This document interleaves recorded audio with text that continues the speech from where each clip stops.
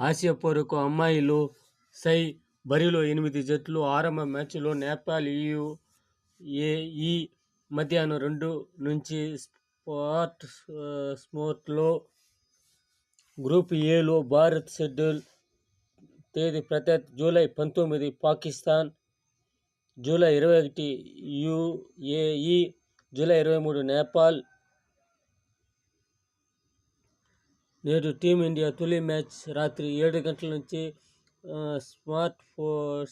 స్పోర్ట్స్లో.